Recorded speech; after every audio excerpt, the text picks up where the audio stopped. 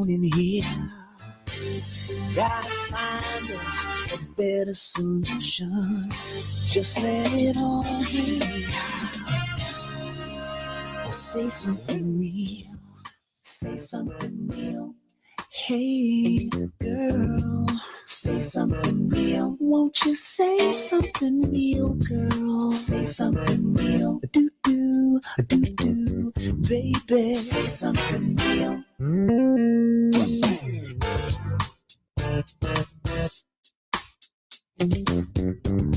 Say something real.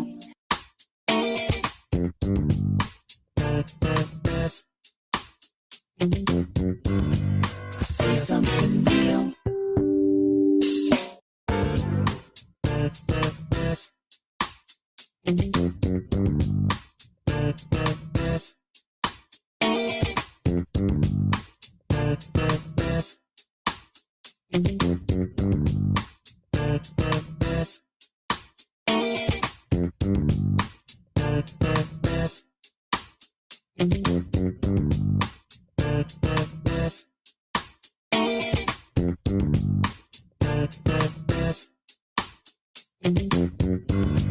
Say something real.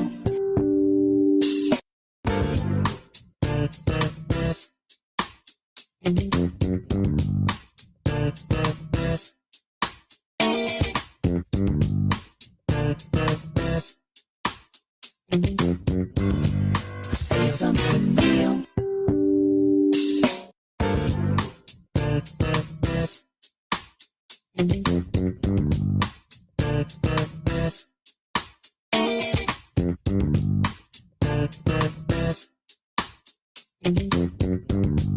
Say something real.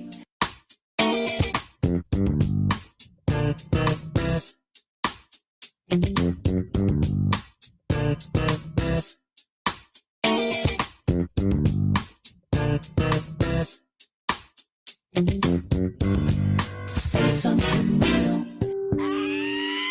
Ow! Oh! Woo!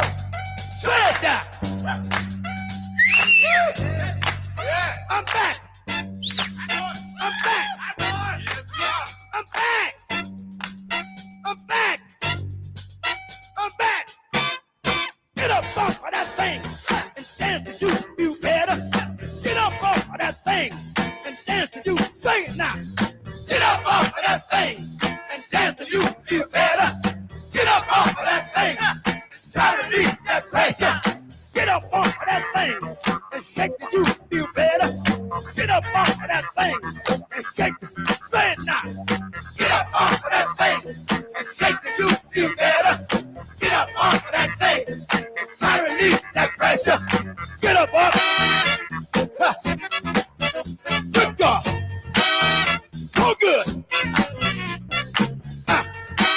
Everybody ready? Follow me. Get up off of that thing and shake the you. Get up off of that thing and shake the you. Sing it now. Get up off of that thing and shake the you. Get up off of that thing and try to release that pressure.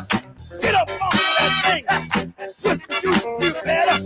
Get up off of that thing and shake the you. Sing it now. Get up off of that thing and shake the you. You better. Get up off of that thing and try to release that pressure.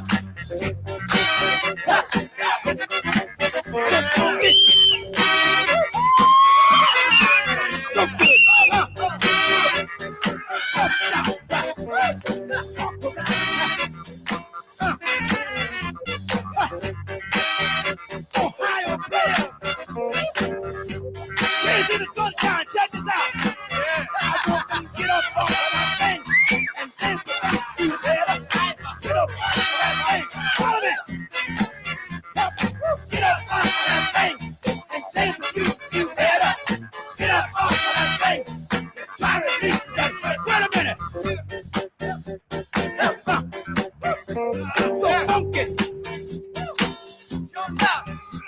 I need it. That's a wild brother. That's a wild done good. Done good. Good. Watch it. Good girl. You done good. See how you play up. You did good. You did good. Do it. Yeah. You're listening to WNOV 860 and W293CX 106.5 Milwaukee. Can we get his fucking drummer song? Can we get his fucking drummer song? Give him a little bit. Give him a little bit. Now, back to Say Something Real with your host, Michelle Bryant on 860 WNOV.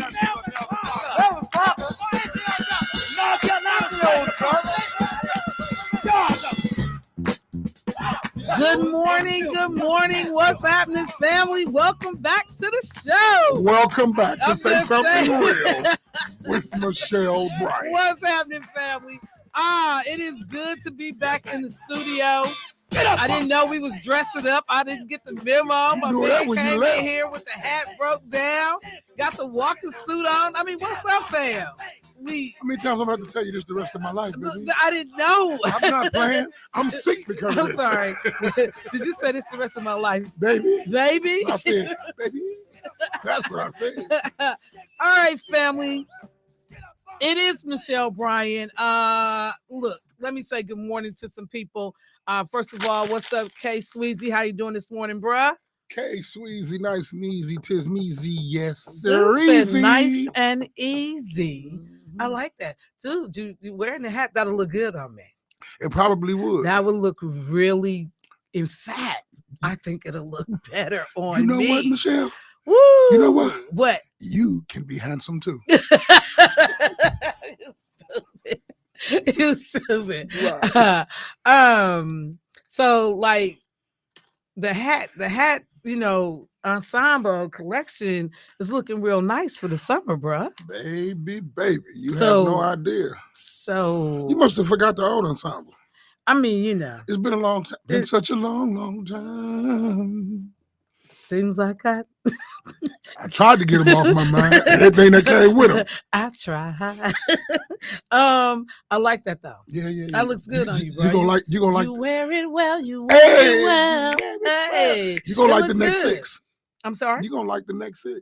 Oh, we did it like that. And growing, baby. I gotta get back. We doing to it me. like I that. have to get back to me, man. I've been cheating, folks. I'm sorry. I am me. You know? Cheating folks. I've been cheating folks of what they need, yearn for, and desire. Okay. Trying to be things that others want. It's not Okay. gonna work out very well. Well, And guess what? What? As I was traveling, you were traveling, Mm-hmm. and I was traveling. Yes.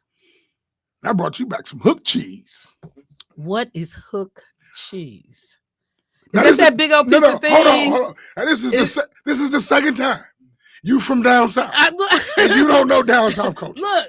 Okay, let's be clear. 414-444-5250. I wasn't always raised down south. 414-444-5250. And as soon as I graduated, I left down south, and I've never lived down south again. But what in the world is hook cheese? He said, "Who stole my cheese?" Nobody. Now, I don't necessarily. Oh, that looks like real cheese, Well, man. yeah. With that red, And you can't. yeah. Carvey Carvey said the line. The wax around it. Carvey said it got Got the cloth lining in there on it. too. But some years ago, I tried to find this or something similar, and you can't get this north of Tennessee. Whatever line that is. And I don't necessarily know, but it don't slice well. It crumbles. You just kind of sitting there hot and This is break good it off. macaroni and cheese. You just break it off and you eat You just break it off. break it off. Break them off some. Break them off This some. is huge, man. How much? Get a of this- little one. Get a little Man, taste. I'm not getting ready to do that right you now. are. Is it? No, I'm not. I'm not getting ready to just break off cheese. And then, and we break. No, I'm not getting ready to break off. Don't break off cheese. Eat right the now. cheese. No, anime. man. Eat the cheese, anime. Anime, eat the cheese. Hey, bro. Anime. Did you see that? Did you that just part? clap? Did you see that part where she got At out the the end. limo? At the Did you end. see That's at the end. when she got out the limo? This ain't our last day. You know, to my. I'm gonna taste your cheese. Oh my god, y'all he got like for real cheese. Just here, Hey, a listen. big old slice What'd you say, Carvey? No, this the second one, cause between me, Debo, and Carolyn, it was gone. Just big countries up in here. Let me say good morning to my man Carvey. Carvey, I missed you, bro. Good morning, fam. How you doing this morning? Look, somebody said hook cheese, gas station chicken. It's all good in the Yes. Where they from? Where they from? I'm gonna tell you right now. I ain't do no gas station chicken. Where they I from? still do it. Where they from? And hook cheese. Where they from? I didn't know the name of that. So let me just be clear. I'm gonna tell you. And I'm gonna tell you. The gas So like, station yeah, ensemble down south was way better than it was before. I'm just saying, you were traveling, and as you mentioned, I just did a week on a college tour. And when I say I'm glad to be back, when I say, is it like that one Christmas? Times. Mhm. You know, first of all, good morning to all the folks checking in. Somebody said I'm from Milwaukee. Oh, the person who said the hook cheese comments, they said I'm from Milwaukee, but I have family in Birmingham. So I appreciate it. Birmingham. And where you from? Beham, baby. Magic City. They from Beham? They from Beham. You don't know about hook cheese? I don't. You know, again, I wasn't fully raised in Birmingham, so I'm sorry. I can't. Oh do yeah, it for you. Yonkers. I'm sorry. Can't do it all for you. But couple of quick things before we get into the show for the day. First of all, let me thank everybody here at the station who covered for me, held down, you know, the morning slot as I was out with State Representative Lakeisha Myers with young people, young women. We had all young girls on a college tour this past week. So thank you to everyone for making it possible for me to be able to leave to go do that. And just a couple of quick things about the tour. So we actually did like a southern leg. We flew into Memphis. And then we did Memphis, we did Arkansas, we did Mississippi, and we ended up in New Orleans. And then drove back to Memphis and caught a plane back to Chicago and made it in over the weekend. The very first stop on our tour, when we got in that Monday, we flew in on Sunday. When we got in that Monday, the very first college that we went to was a college called Lemoyne Owen College. I had never heard of this college. Well, you had never heard of the college? I had never heard of this college. And this is in Mississippi. And the thing that blew me away was, no, wait, was that in Mississippi? It's either Mississippi or Tennessee. I gotta look it up. But that's where Lloyd Barbie went to school. Hey. And so, you know, I'm sitting walking through the building, looking at everything, and I'm like, wait a minute. Why does this ring a bell? Lloyd Barbie, who goes on to be like one of the coldest attorneys, graduate of the University of Wisconsin Law School. He actually did his undergraduate work at Lemoyne Owen College. So that was the first thing. Then we go to Holly Springs, Mississippi. We toured Russ College. That was phenomenal. And then we went back to Memphis, and we took the kids to the Lorraine Motel, the site of the assassination of Dr. King. So the National Civil Rights Museum, incredibly moving moment. Some of the young people literally were taken aback, had to sit down for a little bit just to kind of take it all in. One student actually became pretty emotional about the whole thing, and you know, dealing with like everything I've ever read in a history book. And then when you see Dr. King's hotel room, you see they got the old school cars parked out in front of the motel area. That, you know, and there's a wreath on the balcony where he went down, but it is just an incredible. And then you go inside the museum and you can actually see his room. It is crazy. They got the whole thing behind glass. If you've never done the National Civil Rights Museum down in Memphis, you need to go see it. And remember Dr. Hassan Jeffries, who is a contributor to the show from time to time, Hakeem Jeffries' brother. He is the person that did all of the writing for the museum. So as you're going through and you're reading all the different things and descriptions of events, he was the brother that did that. So I'm like sitting here going again, we in Milwaukee having a connection to this whole thing. So um, we also go over to Philander Smith College and blown away at Philander Smith. And then we toured the Clinton Presidential Library.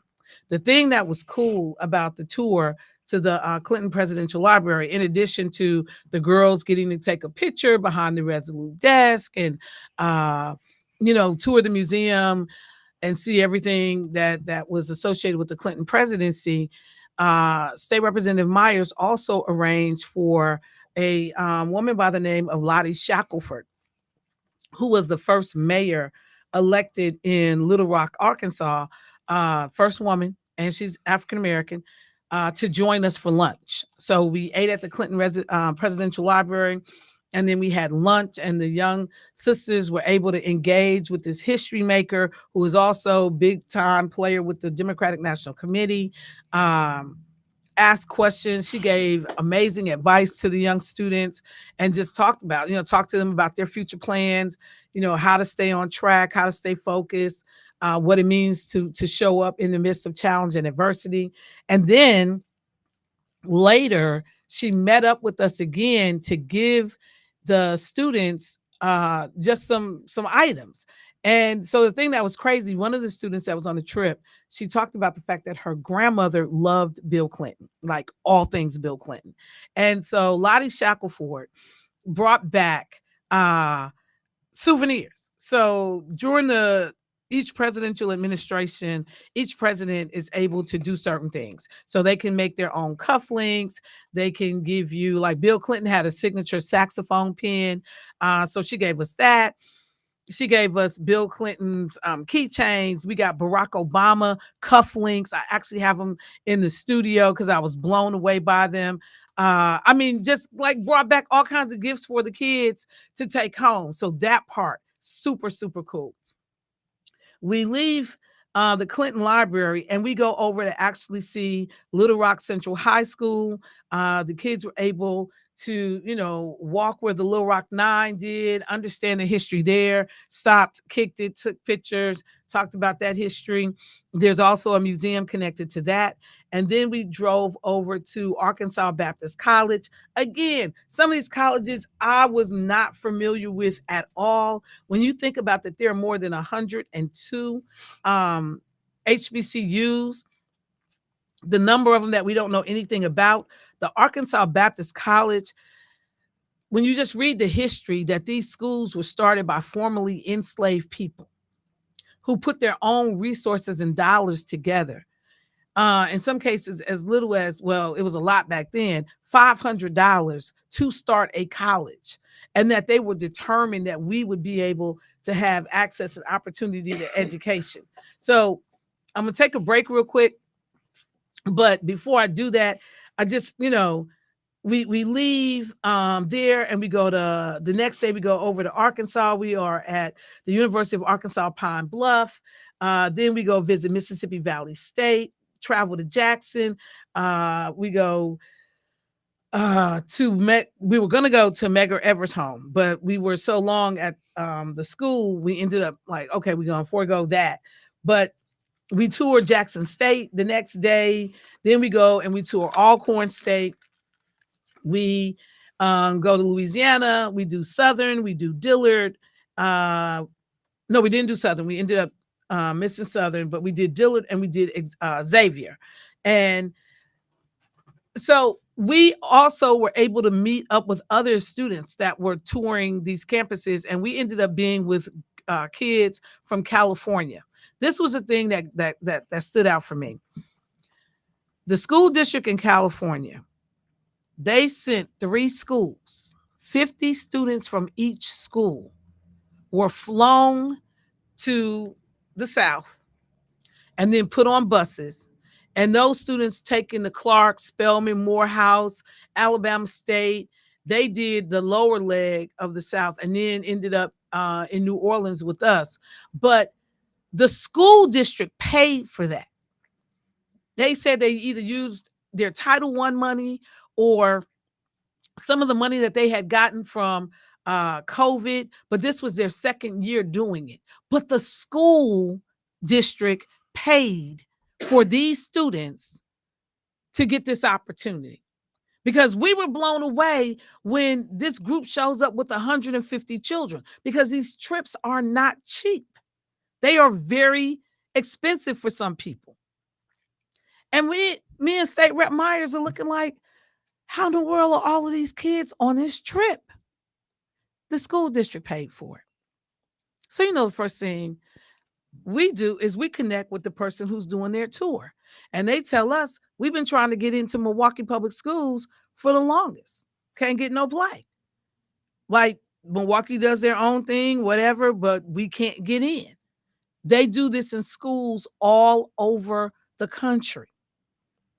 And it was just another moment where you just have this heavy sigh, because you understand once again how we miss opportunities.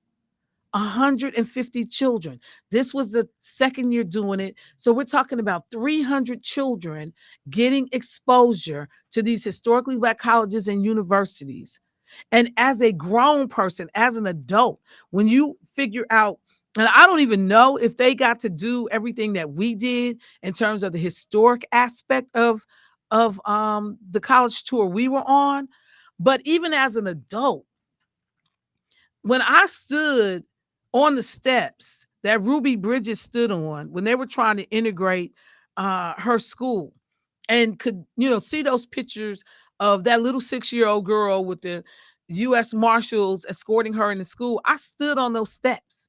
And you just have like the craziest emotional moments when I go to Tougaloo College, and I realized that the very first white woman to pledge Delta Sigma Theta sorority, which is my sorority, attended Tougaloo.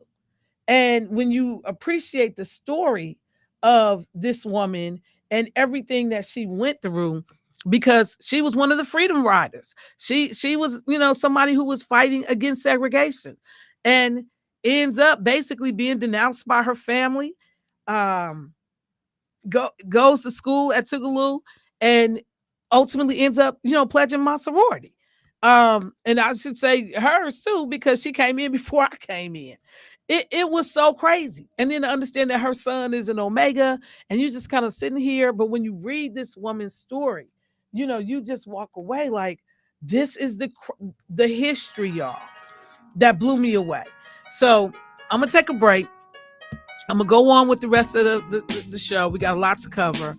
But when I tell you how much I appreciated as an adult, the opportunity to do that college tour and to help young people connect things that they had read about. And some kids had been to some of the schools, but not all of them. And there are some children that had not been to any of them. And our youngest student was an 8th grader who, I love that little girl. She just, strong, independent thinker. And I just was so impressed by her.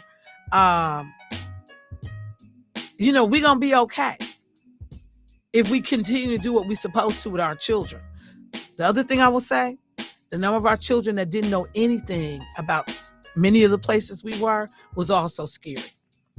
Had no appreciation for where you were standing, who these people were, what those fights had been. We also need to do a better job of telling our children our history. I'll be right back.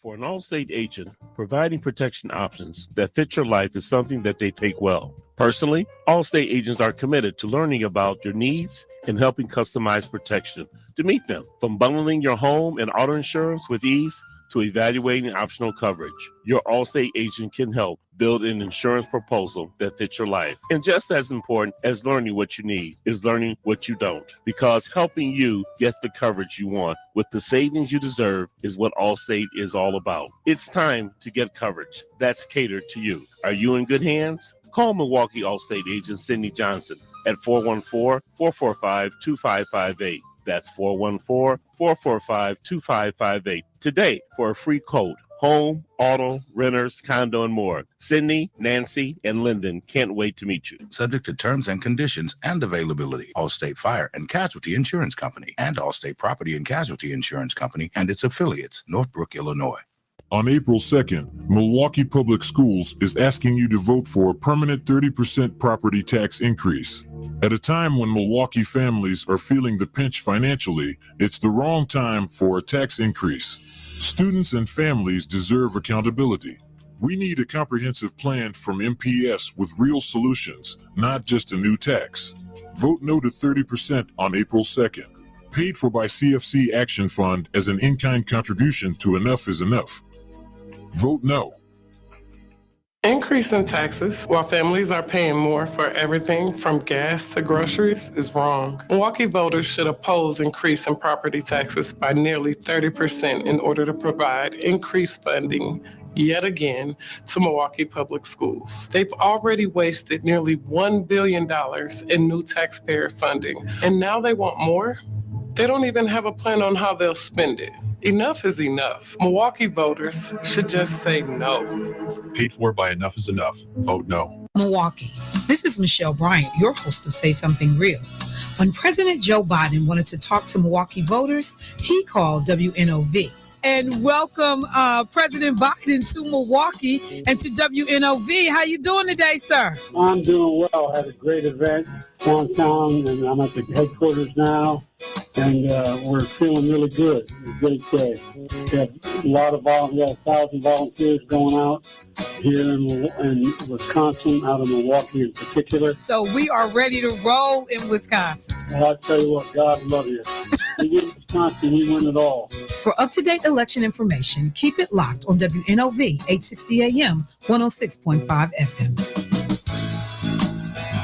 I am Alderwoman Milele A. Cogs, and I have the honor of serving Milwaukee's 6th District with fierce advocacy, innovation, and purpose. Whether it is investing in neighborhoods with the Alert Neighbor program, the extension of MLK Drive into downtown, the neighborhood walks, or investing in our youth through the creation of programs like Girls' Day at City Hall, we have achieved so much. Yet there is still more work to be done. Vote Tuesday, April 2nd, Milele A. Cogs for 6th District Alderwoman so that we can continue to build a better Milwaukee together. Authorized and paid for by Friends of Milele Cogs, Jershia Cogs, Treasurer. Milwaukee. We are about to enter one of the most important election seasons of our lives. 2024 is going to be pivotal. Here at WNOV, we work to ensure that our listeners are informed, knowledgeable, and engaged. On Tuesday, April 2nd, tune in from 3 to 8 p.m. for another edition of Election Central. Hear from candidates, discuss ballot referendums, and get real-time election updates and report problems throughout the course of the day. We are ready, and you should be too. Election Central on WNOV 860 AM 106.5 FM, sponsored by Souls to the Polls. You're listening to WNOV 860 and W293CX 106.5 Milwaukee.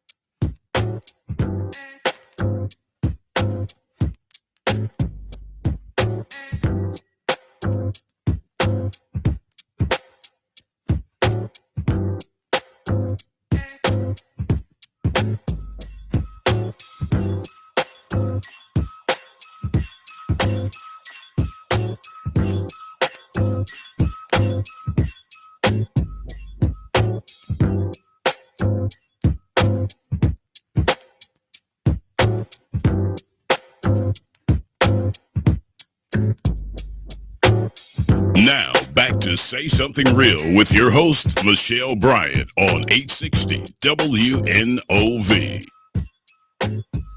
All right, family. Glad to be back once again from the college tour. Let me just say this real quick before I move on to local news and, we talking elections. Wisconsin was represented all up and down that tour. When I say I took pictures with students who were from Wisconsin Lutheran, who were I ran into a young brother who's a baseball player at one of the colleges from Wisconsin Lutheran.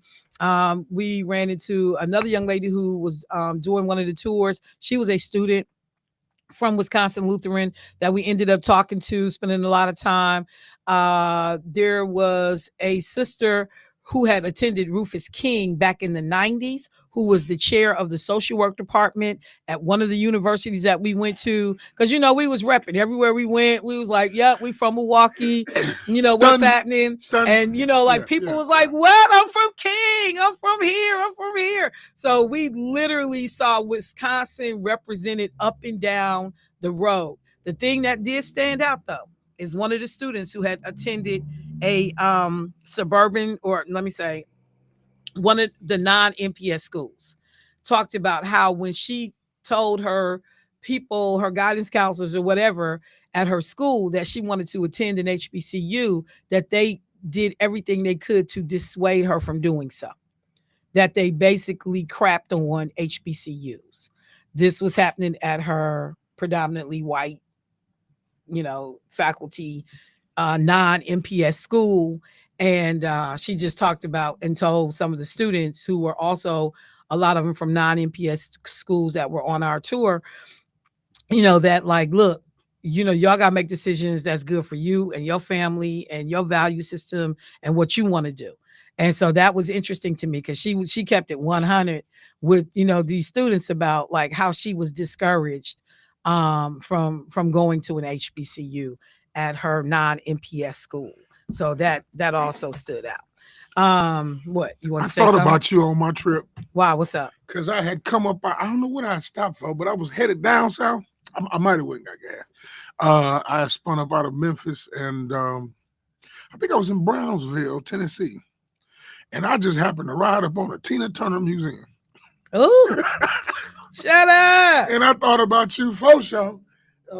At the West Tennessee Delta Heritage Center. Okay. Yeah, it had all the fun. It was more than just her, but it was, it was a lot of artists museum, but it was because it was a heritage center, but it was definitely built the Tina Turner Museum and had the pictures and stuff on the outside. I gotta look at that. It was too early to go in, but yeah, that's like when we passed, because when we passed Stacks, it was closed. Yeah. And so he's like, we're gonna try to hit it on the way back, but we didn't have enough time. But like when we drove past, and Representative Myers is excellent for like this kind of stuff because a history major. Yeah. So she knew where everything was. And like when I say she drove the whole trip, I didn't have to drive like not one time. Oh, dig it. I was a tourist. Oh, yeah. And so she was like, yeah, there's Stacks. I was like, wait, Stacks, record Stacks? Yeah. You timed that wrong. Yeah, you can't just pass by that. Like, that's that Stacks. Yeah. So that part was super cool. So yeah, I thought about you while you was moving around. I'm telling y'all. And every time I seen a Trump sign, y'all, if you are still mobile, if you are still able, and you can figure out a way to move around, y'all, get out, to be reminded of everything that's amazing and cool. Make sure that you. What is this? That was from the little homie. By the way, Milwaukee for Trump. And this was from the big homie, the Cochran man. $100 looking bill that says Milwaukee for Trump. Keep America Trump tight. I know this is some Negro nonsense. Here's the camera. Here camera. And then on the back it says Milwaukee for Trump. We just gonna trust in God. Is it gone? Do it say gone? It say gone. We just gonna trust in God. Gone and gone, GONE, which would not be the appropriate use of the word. Depending on what street you're from. No. It depends on what street you're from. No, because it wouldn't be an E on it. It would just be GON, gone. This is gone. They write gone. They don't know this the is phonetics gone. of it. For me, you and I to write we just gone. Jesus Christ. Oh my God. Man, when I tell y'all, I was given that yesterday to give to you. So you know what I understand, and I'm just, I have to mature and just realize it's always gonna be some Negro fools. It just really And then is. the big homie said, "Let him know when you need that coffee." Yeah, hand okay. him that other one. Okay. Yeah. It's always gonna be some Negro fools. Why do I say that? Real quick, I was watching a documentary on Toni Morrison last night, and it's on Netflix. If you have not seen it, I encourage you to check it out. Whatever you think you know about Toni Morrison, you walk away with a either an enhanced, increased, different perspective view on how bad this sister was. Toni Morrison was a beast. Toni Morrison, Beloved, The Bluest Eye, Tar Baby, Song for Solomon. I mean, like, this girl was so cold. But the thing that was crazy was Toni Morrison, no matter the fact that she was an editor at Harper House, and she was doing all of this, she did the Angela Davis biography, the Muhammad Ali biography, did her own books, were critically acclaimed, selling crazy copies. She had never gotten any of the major literary awards. So 48 Black authors come together and they do an open letter, I think in the New York Times, and they basically blast the literary, circle. Like, how are y'all not acknowledging this sister's work? So at some point, Toni Morrison wins the Nobel Prize for literature. Some people are interviewed for an article, and Sonia Sanchez is interviewed. She has all these glowing things to say. What she says about Toni Morrison does not make the article. 3 men were also interviewed, 2 white, 1 black. All of the men trashed Toni Morrison. They said that Beloved was a fraud. They said that she was not talented, that maybe the Nobel Prize would inspire her to be a better writer. Like, they clowned Toni Morrison. And I'm just like, so who was the brother that was a part of that? Who was that dude? And you just always realize that I don't care where you look in history, it's always going to be that dude, that sister that's willing to clown a people, sell them down the river on some nonsense. That's one thing. If this woman wasn't really talented, if she wasn't really a beast in her writing ability and her ability and her the way she told the story, it would be one thing. But I don't care where we are. So to see this foolishness, Milwaukee for Trump, Milwaukee, we gone, GONE, just we just gone trust in God. I just told somebody this yesterday. God helps those who help themselves too. So it ain't just we gonna trust in God that we gonna put an idiot in the White House and we gonna be okay because God got us. God also gave you the sense to do your homework, to understand who you are electing and putting in these offices. And no hell, we not just gonna trust in God. When God he put it out there for you to see who this dude is. So the fact that somebody would take the time and effort to create, and then this is the other part, because just think about how people try to market and appeal to Black people, because it's on what looks like $100 bill, because we for sale, we can be bought. Just show us how to shake our behind and tell us it's something in it for us, financially, and we can forget the racism, we can forget the historical inequities, we can forget that this man only had 1 Black member of his entire cabinet, Ben Carson, who got literally no play while he was in the administration. We can forget all of the ignorant things he said because you waved some money in front of us and we gonna be all right, and we gonna just trust in God. God gave us sense, y'all. We need to act like it. When people be sitting up and their lights about to get turned off and they talking about, I'm going to trust in God, you need to also be trying to figure out how to help yourself. This is not 100% on God. Some of this you got to do for yourself. So the frustration, but we can always find 1 or 2. We can all or 5 or 6, or 5 or 6, to go along with nonsense. The early voting is over. Tomorrow is the election. We're actually talking to one of the candidates this morning who is running for judge. That's on the ballot. But the numbers, I went and pulled the numbers just out of curiosity to see what we did. And so we did roughly, I looked, we were averaging, I'm looking, so we did like 9,000 people, almost 10,000 people in early voting from some of the locations. We did 400 new registrations, and then absentee ballot drop-offs were like almost 2,100. So we somewhere around 12,000 people just here in the city that participated in the early voting. If this number holds, we may be on track for either a lower than usual turnout in terms of voter turnout, or voter participation, or we might come in about average. Bottom line, we need to get these numbers up. We need to make sure that people are doing what they need to do, particularly so that they're ready for November. But we have some important races and referendums on this ballot. Okay? We need to get our butts in gear and make sure that people show up, that we are encouraging our family members not to sit on the sidelines, particularly as we go into November. I got a caller on the line. Let me get them in. Hey, caller, what's happening? Good morning, Michelle. Good morning. Well, that sounds so exciting, that college tour that you went on. And there's so many positive things that we're doing. And there's a lot of good people. And I've talked to a number of people that's going to have their 18-year-olds out there to vote. They're going to be registering on tomorrow. And I'm just hoping that we hit those areas that had the low voter turnout and keep talking to them.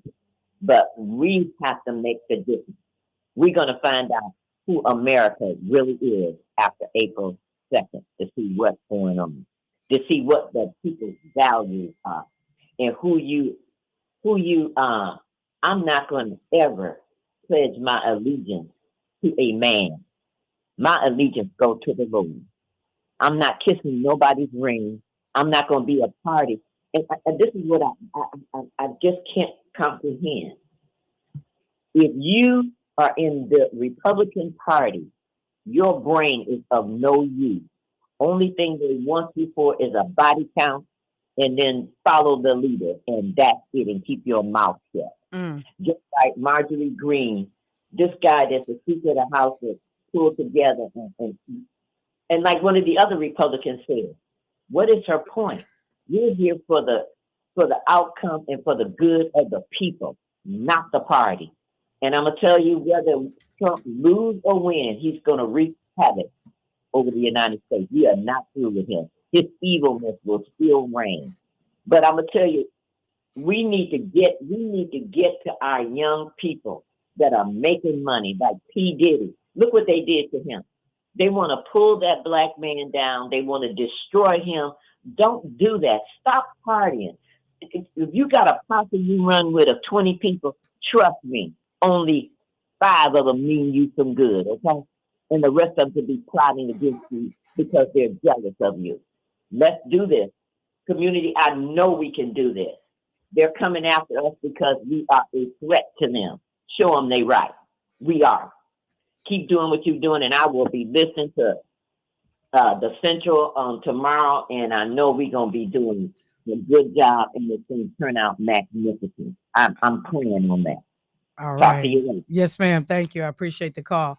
Ooh, that's what I thought about you. What? Before she said it, I What? thought about it because I know you got the text, but I wasn't expecting you to respond. What text? I didn't see the text. No, you might not have been gone. I lost yet. my It was phone like card, charger while I was down there. It was Sunday, so you might have been on the bus. Okay. Or wherever you was at. So I'm sitting in the backwoods of Mississippi at the county supervisor's little, makeshift barn building where they serving food to their seniors and got the TV playing up on the wall. And first thing I noticed was somebody killed somebody, a young man killed. I said, oh, this is as bad as Milwaukee. Mm-hmm. It's not a Milwaukee problem. But no, it was Friday night, Saturday morning. I'm watching the news in Tennessee, it was. And My uncle said something about your boy done got off. Easy. You talking about Trump? Right. The 175 million. Right. So the news come on, Trump, 175 million. Get a chance to ask your friends for pocket change. But before we get into that, P. Diddy.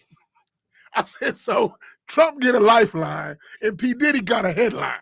And it's like they put P. Diddy first and then talked about Trump. Look at media itself. Yeah, I mean, it was so much. Trying to keep up, and I'm not kidding. I actually had to buy a phone charger. I think I lost that one too. Trying to keep up, checking in and out of these hotels, because every day we were staying somewhere different as we were going in and out. And yeah, I saw the notification that there was a reduction in the amount that Trump was originally supposed to pay by way of putting up the bond for the $464 million in the Letitia James and the Attorney General situation with that case. And there were a lot of people that were like highly frustrated. How much of a reduction? I mean, you're talking about almost 300 million. So that's not a reduction. That's government assistance. I mean, basically, a dude was throwing a lifeline, and people are frustrated, because they was like, it's clearly two sets of standards of justice. It seems like when you think about how this guy is being handled.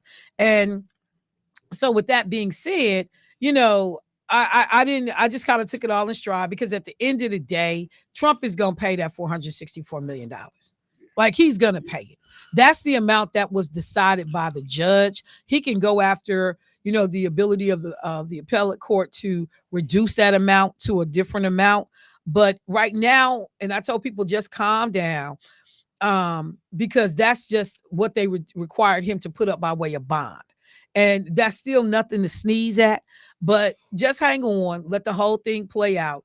As I always say, every dog got their day and some got two. His is coming on that front. The way the Puffy thing, kind of like exploded, and they showed his two boys. And why did I not know that one of Puffy's son is Al B. Sure's son? I didn't know that. Kim Porter had a son with Al B. Sure. Yeah. But his last name is Combs. Yeah, because somebody wasn't there. Well, I mean, it's the whole thing is just kind of crazy. But they even said that Al B. Sure now kind of said something cryptically, like when he was in the hospital in that coma, and they never disclosed what put him in the coma, that maybe Puffy had something to do with that. I don't know. But to the caller who said, they're trying to tear this billionaire brother down, or, whatever, however much money he's worth, they're trying to tear this brother down. Yeah. You best not listen to the music. The word on the street is, and has been for a long time, that Puffy has been shiesty. And some of the stuff has been, has been out of order, out of pocket, particularly when it came to women. And so I'm gonna have to hold my peace. So now on you Puffy. know, if they block Puffy like they tried to block R. Kelly, ain't gonna be no music left in the world. I mean, number one, ain't nobody getting ready to block. They ain't getting ready to block Puffy. I mean, they ain't getting ready to do I'm that. just saying. They not even going. You block Kelly. I don't even think they're gonna treat it the same way. Like, I just don't. I don't even think they're gonna treat it the same That's what I'm way. saying. Like, black people ain't gonna treat it the same way. As even like, and black people are still playing R. Kelly. Oh yes, we do. Can be honest. So yeah, I saw it, and yeah, those two things, along with the bridge collapsing, that caught a lot of our attention. We talked about that a lot while I was out. But it was scary. It was scary on a lot of levels. I was just talking about the way they were like, yeah, Trump, blah, blah, blah. But before that, Sean P. Diddy comes. I was like, what? Yeah. How did he get the headline? Yeah. Are we trying to bury Trump under Diddy? But the headline's not over, because, Mace came out and screamed on him. A lot of people know Mace from over at Christian Faith. He does a lot over there, now that he's on the gospel track or back on the gospel track. But now it's people screaming on him now. Oh, so yeah. Waiting on a moment. He gonna have a hard time. And I'm just telling people, like, this probably one, you don't want to rush to his defense. You might want to might want to let this play out. No. And see what's happening. So just as we are understanding everything that's going on election wise, we also want to just appreciate again that we have the referendums on the ballot. I know that there was a whole little thing that happened while we were away. MPS board director Aisha Carr had set up some meetings to take place at the last minute. The locations ended up having to switch hurriedly to try to get information to the community that she wanted them to know about the referendums. People were still texting me. They were going in to vote over the week that I was away and saying, Michelle, can you run through these referendums one more time? And I'm just telling you, on the 2 statewide referendums, the answer is no, because that's Republicans trying to stop outside money from ever being used to help educate, voters, help get information to voters. When we had the COVID situation again, and election workers were saying we don't have PPE to properly protect ourselves from people coming in to vote, possibly getting COVID. We don't have, we can't pay people additional dollars to come in because folks were scared to come to work because they were worried about contracting COVID. And so Mark Zuckerberg over at Facebook, these people put up dollars all around the country and anybody could use it. It wasn't for progressives and liberals and Democrats. Anybody could take advantage of this money. And we had many counties in Wisconsin that did. Sorry, my phone is going off. But we had many counties that did take advantage of those dollars to make sure that they could execute their elections. Now, how we do that and still manage to only have 5 polling locations. And I don't even know if Zuckerberg's money was a part of that. I think his money came in during Chevy's time. But either way, so it's no on those 2 referendums, on the statewide referendums. That's some Republican shenanigans. That is a no, a hard no. In terms of the MPS referendum, I have told people, you got to vote, your conscience, you got to vote the way you want to on that. But to be clear, clap on it. This is not just a harmless referendum. When people say, oh, it's only $200, depending on the value of your property and how many properties you may own, you are going to be looking at significantly more than $200. Also, if you are a renter, you are going to be getting hit because the landlords are going to pass that increase in their property taxes on to the renter. So the very kids that we are trying to help in Milwaukee Public Schools, whose parents may be renters. And we know when you think about Black people in the city of Milwaukee, we are disproportionately renters after coming off the 2008 housing crash. And so there are going to be a huge number of Black people that are going to incur these costs. We got to be honest about, what this whole thing will do.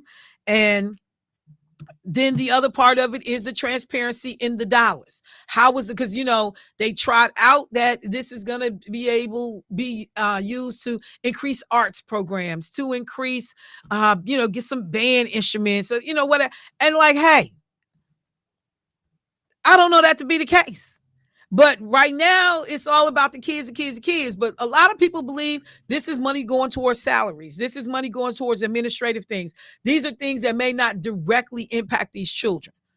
Indirectly, of course, but directly. So there is concerns. There is concerns about, the money that you already have and how it's been spent. And also that you will be coming back to hit taxpayers again, because we know in 2020, $86 million referendum on the ballot that taxpayers approved. So they gave you money 3 years ago. And now you back, and it went from 86 million. And with all of the money that came in with COVID, now you asking for 252 million. Think about that leap in 3 years. And then most likely they're going to be back again in 3 years to ask us for some more money. You have to decide, do you have enough information to make an intelligent decision about this referendum? I don't care whose picture is on the mailer. I don't care who said they endorse it. All I know is that it's interesting that a lot of those MPS officials have not come, to some of these mediums to explain this stuff in a way to people that makes sense for them. And just putting on little black shiny faces, and saying, oh, this is for the kids. It's people sitting on the fence like, I don't know that to be the case. So I'm not telling people one way or the other how to vote on that. I know you can probably hear my skepticism in the way I talk about it, because I at least want people to understand this is not, it's only going to hit property tax owners. It's going to hit everybody.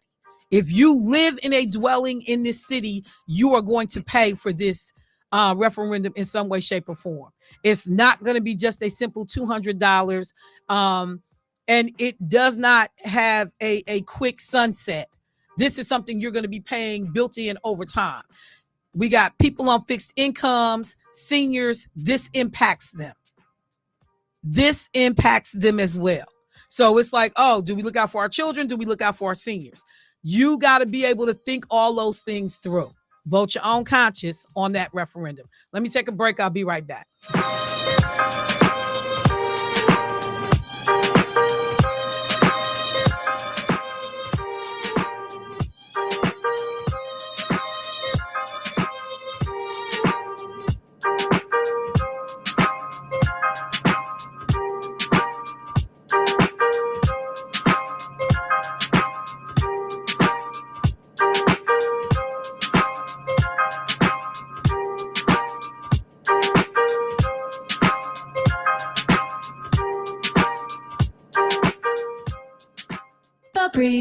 So my home is also my office. And before I can focus, every room's gotta be clean. That means tidying up and spraying my Febreze Air Mist.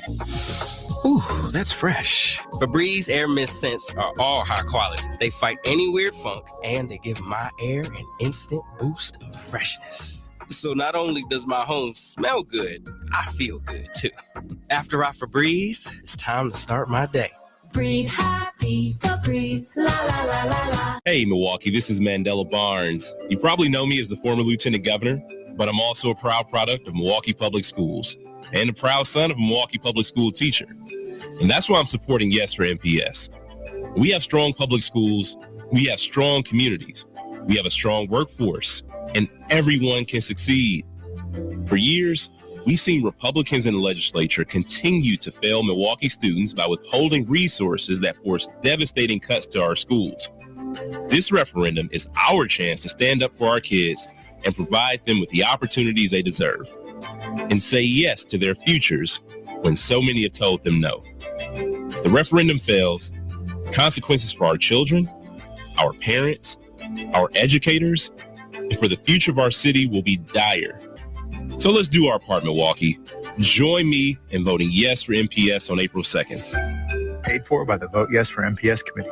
The Marcus Performing Arts Center presents Momix Alice, April 11th in Eline Hall. Inspired by Alice in Wonderland, the ballet and dance performance blends illusion, acrobatics, magic, and whimsy. Momix Alice fills the stage with a marvelously dizzying flow of physical activities and illusions amid expansive, artful projections. Per the Wall Street Journal, join the dazzling company on a mind-bending adventure as Alice encounters time-honored characters, including the undulating caterpillar, a lobster, quadrille, frenzy white rabbits, a mad queen of hearts, and a variety of other surprises. Filled with visual splendor and startling creative movement, Alice reveals that nothing in Momix world is as it seems. For more information and tickets, you can go to marcuscenter.org. That's marcuscenter.org.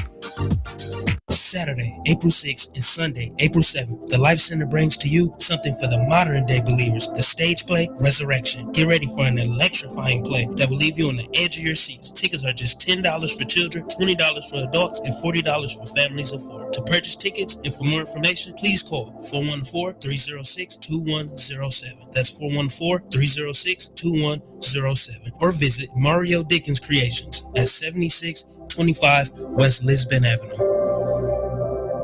Are you ready to take your self-care routine to new heights? Introducing Bird Songs, your one-stop destination for all natural body essentials. Now open at our brand new location, 7123 West Greenfield Avenue. That's 7123 West Greenfield Avenue. Come check out an extensive collection of body oils, shea butter, soaps, hydrating lotions, refreshing shower gels, and enchanting incense. For more information, please visit birdsongsonline.com. WNOV 860 and W293CX 106.5 Milwaukee.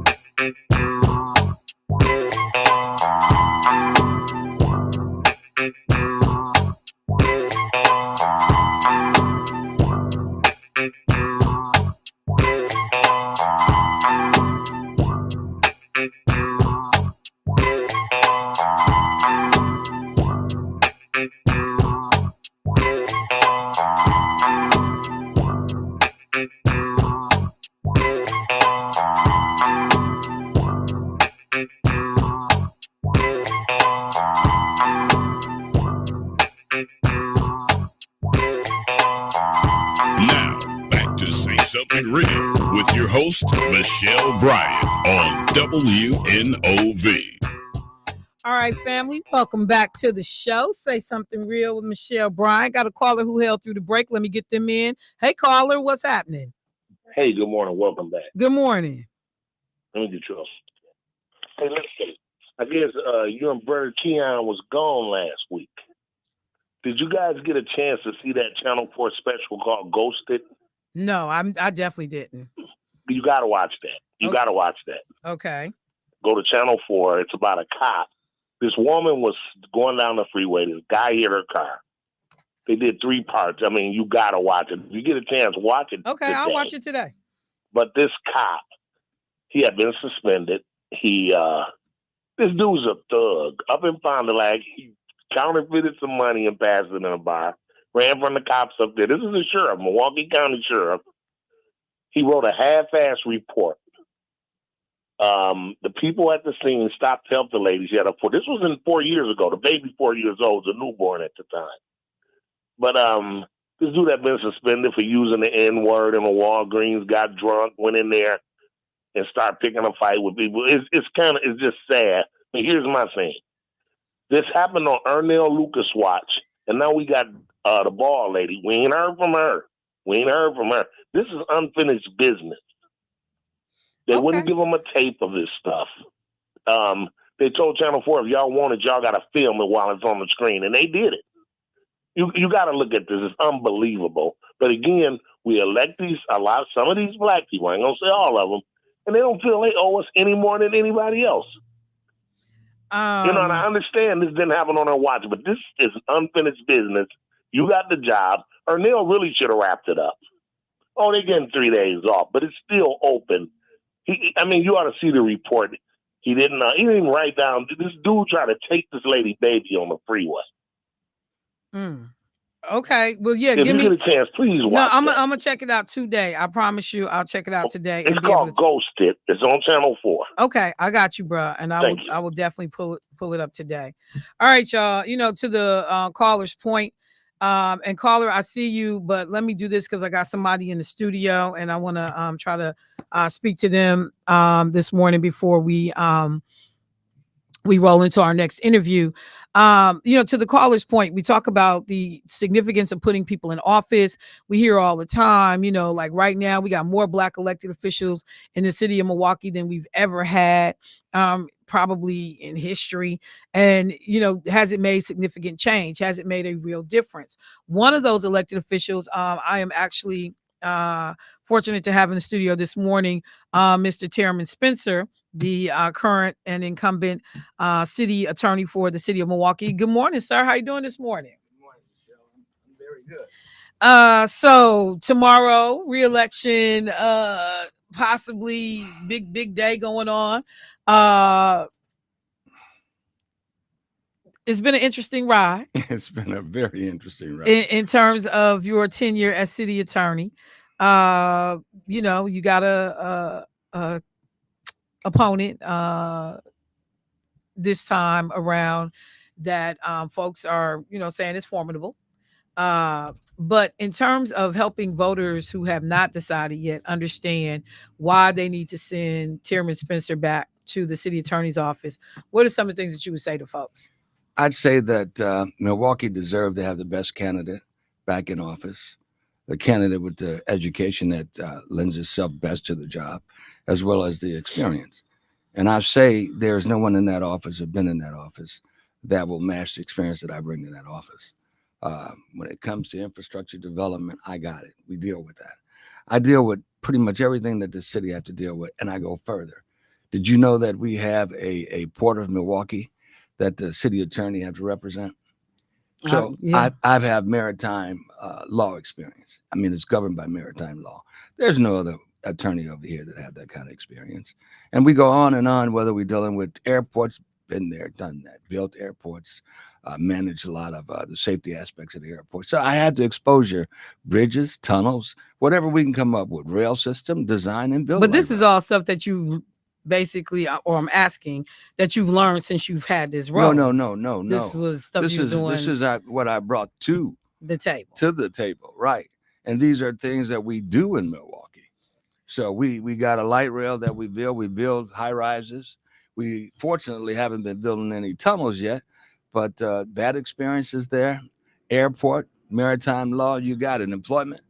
Listen, I majored in employment law in law school, so we deal with a lot of that. I ran OSHA for the state of Wisconsin. But I mean, let's take a second then, since Sure. you mentioned the employment piece. One of the things that certainly has given a lot of concern to voters, the folks making these decisions, is a lot of the HR turmoil, quite frankly, that has happened in this tenure. Whether we're talking about mass exodus of attorneys who decided for whatever reason that they didn't want to be there and that they left, to possibly an employee who was, doing personal work on taxpayer time, and people wanted charges brought up regarding that. What do you say for folks that have been concerned about the climate and the morale, quite frankly, and the high turnover of attorneys with the city attorney's office? Simply, we've had a city attorney that's been there 37 years. So now a black man wins. What do you expect? What do you expect those who have been entrenched up under the leadership of that individual and that mentality? What do you think they're going to try to do? Most of them try to get out of office before I got there. Those who couldn't try to continue to exit. But those who are there now, they're entrenched and they're real city people. So that's to be expected. It's to be expected that we get people to come in and want to be there a year or two, get some experience and move on to private practice. That happens. But I think in Milwaukee, and you've been a product of Milwaukee, you understand, black isn't the flavor of today, have not been. But now as we move forward, we're getting some changes and people are moving and settling in their seat. Okay, well, let me just, as a woman, take a stab at the dress code policy that you put in place that literally seemed a bit, draconian, dated. Talking about the length of skirts and open toe shoes or whatever foolishness. What do you say when people question stuff like that coming into a work environment? Listen, I had a chief of staff, female, a very reputable person. Now I don't know about the length of skirts and open toes. That's not my forte, not my alley. So she, along with HR, had the duty of forging those kind of changes. But your name is on the door. Absolutely. I mean, I was Lena's chief of staff. Absolutely. And while I have a degree of latitude, right, I'm still checking in with Lena on the final, when Judge Taylor was Senator Taylor, I still was checking in with her on the final product, particularly as you start talking about changing personnel policy. So, well, so once you realized that there was concerns about the policy, did it change? No, listen, I understood why, and I agreed with why. So we had some folks that I say dressed inappropriate to the office, and you felt you couldn't attack the individual without changing the policy across the board to get them to conform. There was one or two that didn't feel that they were working in the law office. Okay, so no cleavage, no dresses or skirts above the knee. I don't like who was doing barebacks and halter tops, but that's like okay, and no open toe shoes. I don't know what a bareback is or a halter top is. You know what a halter top is. What is that? Do not sit here and play with me. That's that you know midriff exactly thing? what a Listen, Terry, do not come on. sit here and play with me. But now Some of listen, you don't know what a halter. if See they this had one- that right there. if they had to write no halter tops, that implies something going on in that office. Right there. Who was wearing a halter top Listen, to work? listen. I don't believe that. Well, you know I what? mean, and then open toe shoes. Listen, I Dude, don't know that's nothing so 1950s, man. Listen, Like, I don't care who your chief of staff is. This Was. is or was. Right. That's a crazy policy. No open toe shoes. Hey, that was forged along with the HR person. So Okay. Well, I'm let's- surprised they didn't say no mustaches. So again, I'm just gonna say this. Yeah. Because I would think that as a city attorney, you had a say in what your policy looked like. Mhm. And so I'm not going. We can't just pass the buck and say and I'm not it going to pass was the the buck. chief of I'm not staff gonna- and the HR. So I'll tell you this, because you had a say, bro. and I'll tell you this too: the majority of people in the office didn't have a problem with that. You know, because they voiced their opinion about telling and correcting the way other people dressed. So they had to find a way to do that without creating a problem. Okay, So- and so I'll move on from it, but it just was Mhm. one of those things that caught my eye as a female. And I will be honest, I never do any of these things anyway.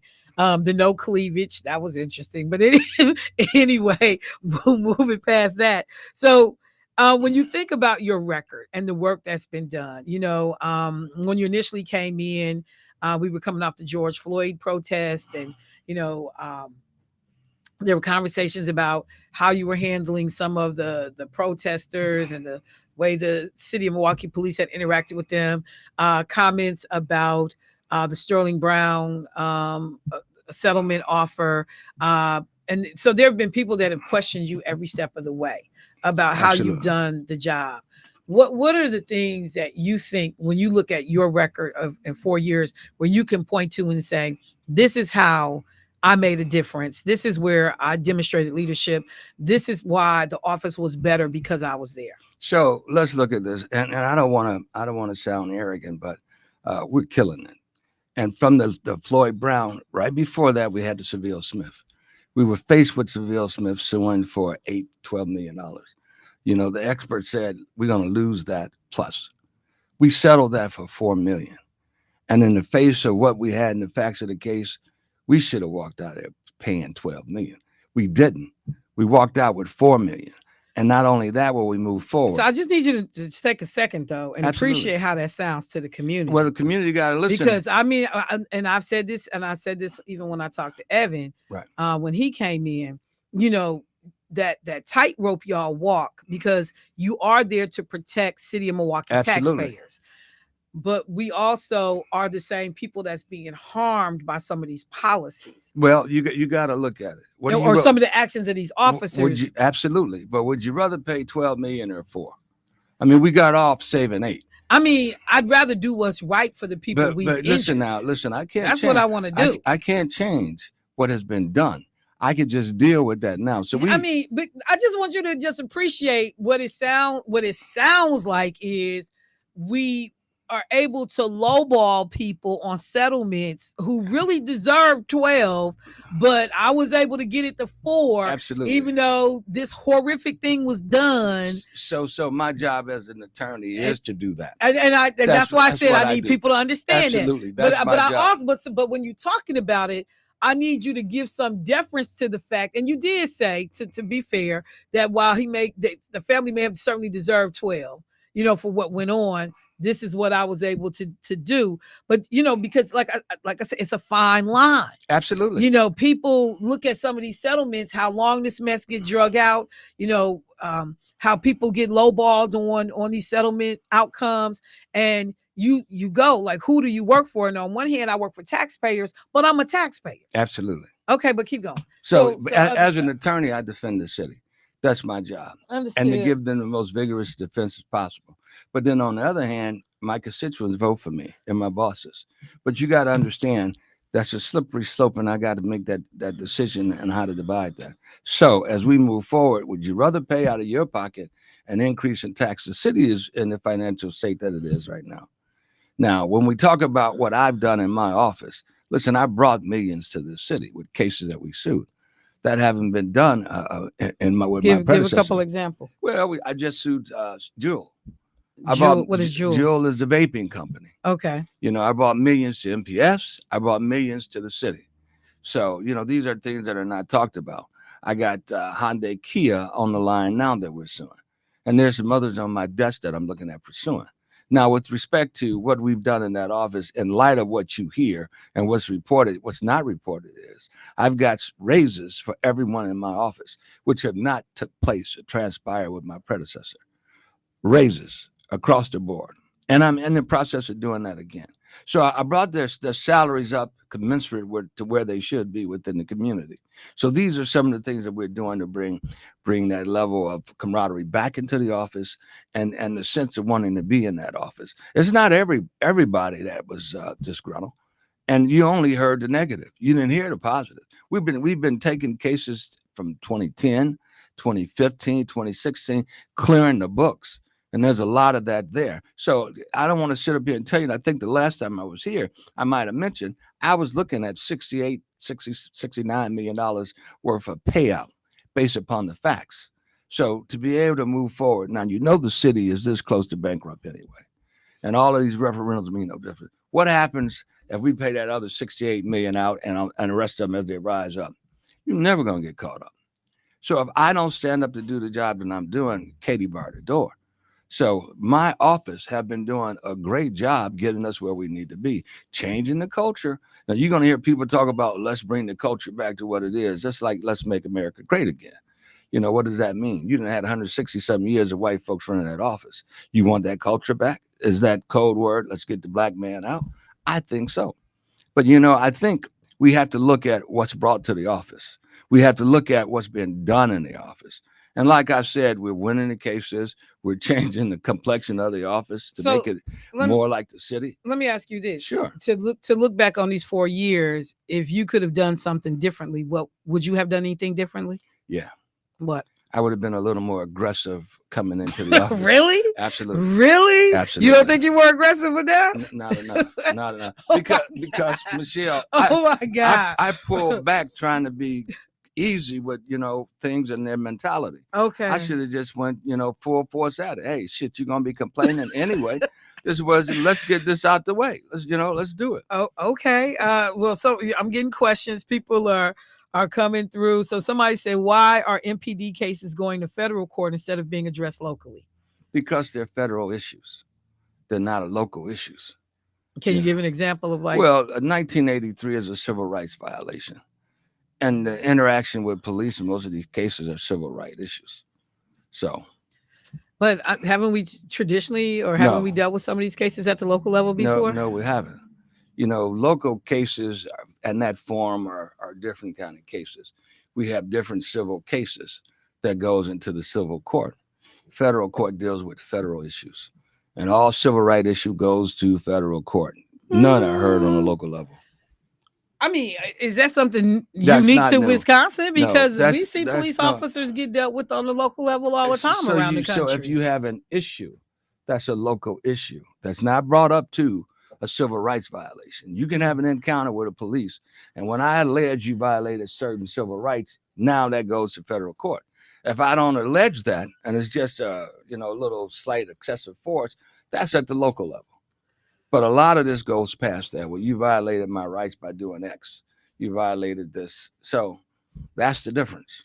Okay. Well, one of the things that I have said, and I said it, I've said it to you. I said the last time you were here, I've said it as I've talked about the elections, as people are making these decisions, that I was aware of what you walked into. Mm-hmm. And I recounted the story of being called by some woman who sounded like a white woman on my phone, tearful, saying, Michelle, this was prior to the election, your first election, as we were leading into the days up to it. Michelle, you've got to basically convince your community not to vote for Terram Spencer. And I'm like, I don't know, this woman ain't never heard from this person, but like in tears, about this whole thing. So, when I saw that, I said, oh yeah, he getting ready to walk into, a firestorm, quite frankly. When you say that, I would have been more aggressive. I'm gonna just tell you, people I think a lot of this is going to come down to style anyway. Absolutely. You know, and so I guess that's why I was asking the question, like, any other way to do this whole thing? So Michelle, no. I mean, if you sit back and say, okay, you guys do it the way you want to, then we would have had a regression in time. You cannot regress. With progress comes upsetting the status quo. Things have to change, and you have to get changed. So, you know, I came into the office. I didn't make any demands other than you have a job to do. Let's do it. You know, while you do your job, I'm gonna do mine. I'm gonna try to get everything I can for you. But then I get met with kind of, you know, why? I mean, you done had some moments though, Spencer. Come on now. I mean, Moments Jeremy, like what? You know, like when I got at you last time about the comment about the lady's legs, man. So listen. And remember what I said to you then? But let's go back. You just made a comment about somebody calling, right? Yeah. I strongly suspect that's the same person that talked about the leg. But you even said I might have said it, or however you said it. I might have said it. And I'm like, but you didn't know that was inappropriate in the workplace? This wasn't about saying. You said touch. I did not touch anybody. No, not touch. She didn't say you touch. She said something about you made a comment about her calves or something. No, she said I touched her knee. Oh, I didn't hear that part. That wasn't the let's one get I the referenced factual to. straight. I touched it. The other one said, I said her. Yeah, I know what you're talking about. Yeah. The calf. So that wasn't inappropriate. It's just like me and I'm sitting here talking to you. You got muscles in your leg. I'm gonna say, Michelle, are you a runner? And you tell me, yeah, how you know? I said, I see your calves. You got calves like a runner. Look at the muscle. That's inappropriate. And that was outside. That's inappropriate. So forgive me for noticing that you run, and forgive me for the answer being, yes, I am a runner. So from how do we equate that to be inappropriate when the answer is yes? Just like I'm saying, Michelle, you got some nice looking hair. What do you put in it? That's inappropriate. You're gonna tell me, well, I use K29 or whatever. So now that's inappropriate as well, right? Your hair look like that. I want mine to look like that. So come on, you know, and I'm gonna say, Yeah. like, I'm sure there was a level of scrutiny that you were under that had it been anyone else, a different situation, it wouldn't have risen to that level of complaint or issue. But understanding what you walking into, you gotta the know. context. We were outside, me and my assistant. We were supposed to walk around the block, and I didn't have it in me. And she said, look, that's what we need to do. That's how you're supposed to be looking. I said, I'm not going to look like that. Then the woman's a runner, first of all. And then I confirmed whether or not she was a runner. It had nothing to do with any office. So let me go back Yes. because somebody just hit me up because, you know, people are listening. Yes. And they said, you know, the civil rights violation piece back to the police. Right. Sterling Brown's case was a civil rights violation, wasn't it? Absolutely. So how did that get resolved locally, but others are being kicked to the federal courts? Because that was settled, and it didn't get to court. That was settled ahead of time. So any case, whether it's a federal case or not, if we settle that case, it don't go to court. But if we don't settle that case, next stop is federal court. Okay. Right. All right.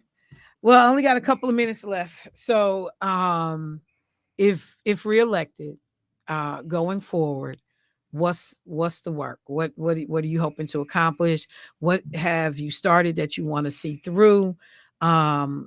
Continued vision, and in terms of staffing right now, you know, what is the percentage of staffing? Like, are we back at 100%? No. What's going on? We're not at 100%. I got about 5 slots to fill. I got lawyers waiting to get hired.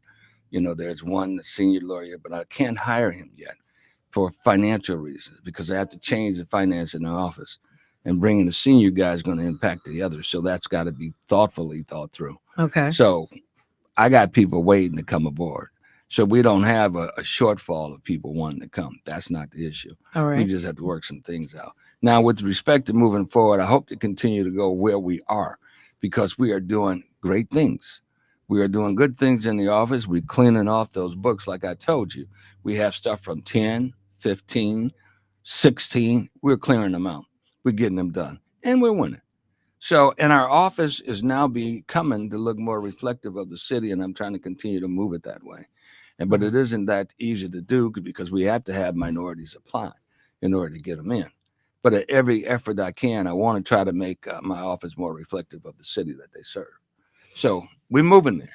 And I got great people in the office that's supporting me and want us to continue to get this done. So let me just ask this. Sure. Before I left, like literally, I was driving down 27th Street and I was in this like 3 area block radius, and it was like all these Don't tell me Spencer pothole. signs. Oh, Spencer signs. Right. Okay, right. So a couple of things, because I made a joke about it. I talked about it before I went on the college tour. Why the decision not to put your full name on your yard sign and just only Spencer? So there's that rhetoric you heard too. So let me just tell you, I ran for county supervisor in 10. Okay. T. Spencer. And I've been running like T. Spencer ever since. So that's how your stuff. Yeah, it was T. Spencer. T. Spencer on that first ballot. Absolutely. It was T. Spencer. And your yard signs only said Spencer. Listen, my friends call me Spencer. I want you to call me Spencer. I don't want you calling me T. So, it's on the ballot because you got to have something in front and in back. But if I could just put Spencer, it'd be Spencer. I go by Spencer. Everyone that knows me call me Spencer. If you're a friend of mine, you don't call me Terman. So that's it. There is nothing shisty about that or what it is. That's how it is. Okay. And I've been in this city all my life. Ask any of my lifetime friends, who is that? They'll tell you that's Spencer. So.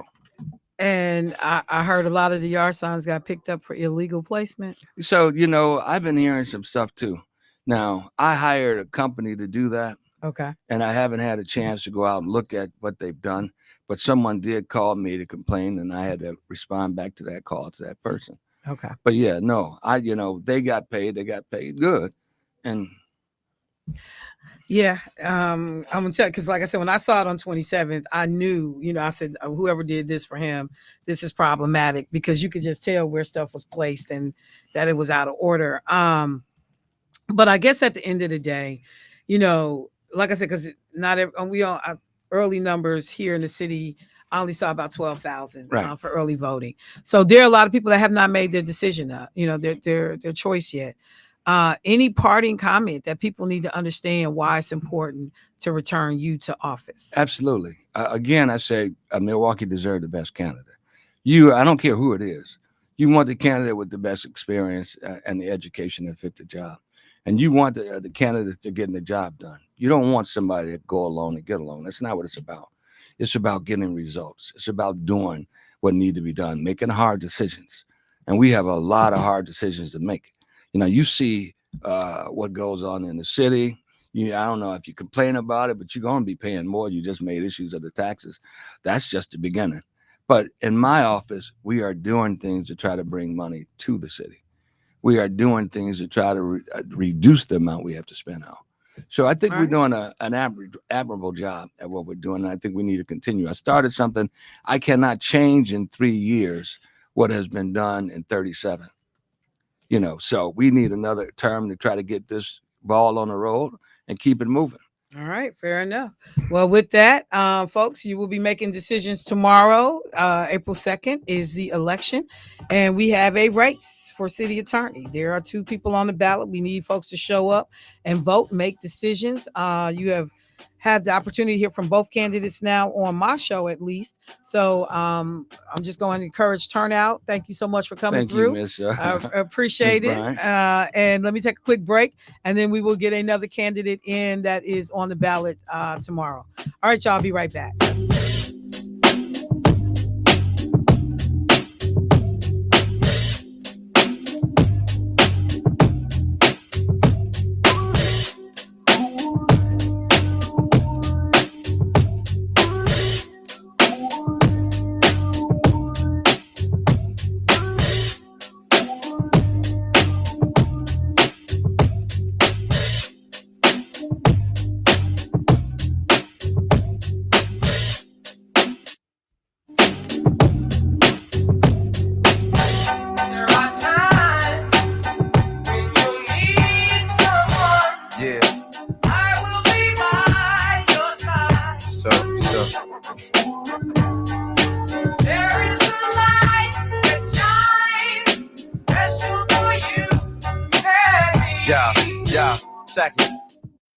Are you or a loved one facing challenges of dementia? It can be a difficult journey, but you don't have to go through it alone. Melanin Minded understands this uphill battle and seeks to be the bridge for information, service, and support for the people of color.